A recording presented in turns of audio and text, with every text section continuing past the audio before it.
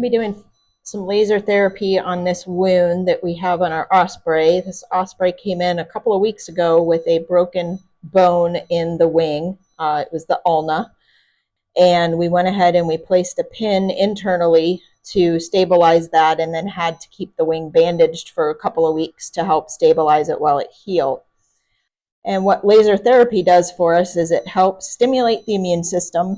It increases the blood flow to the area, helps bring in white blood cells and a lot of the different factors that help us go ahead and stimulate healing and speed up the process a little bit. It also tends to decrease the pain that they're experiencing, especially in the short period right after the laser therapy.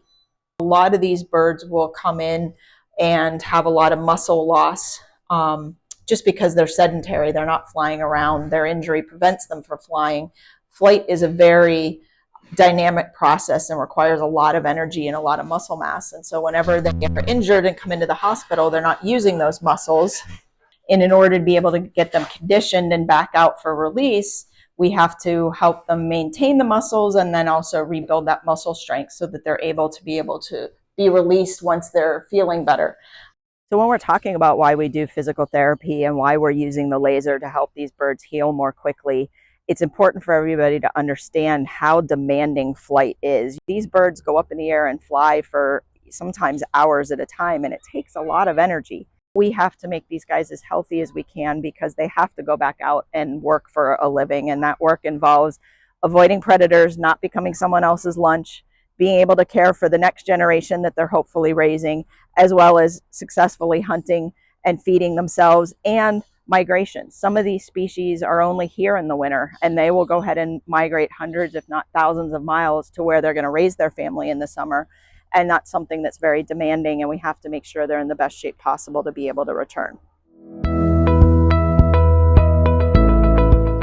So behind me is a really exciting new enclosure we have going on, because we go through the animals, they come to our hospital, they get the medical care they need, they go through the physical therapy, hands-on with our staff, and laser therapy, and then they really need to start building up to get back out into the wild again.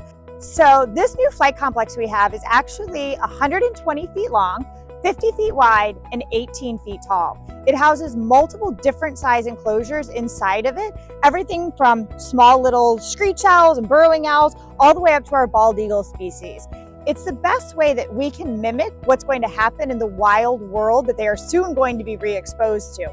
They'll be able to fly, it has turns, there'll be obstacles that they need to maneuver around. We'll need to make sure that they can, from a flight stance, hit certain perches at certain different levels and from different angles. So all of this plays a big factor in getting them back out into the wild again. We're really excited to get this built so that we make sure we're giving our animals the best possible care from the moment they walk in the door to the moment we send them back out to freedom.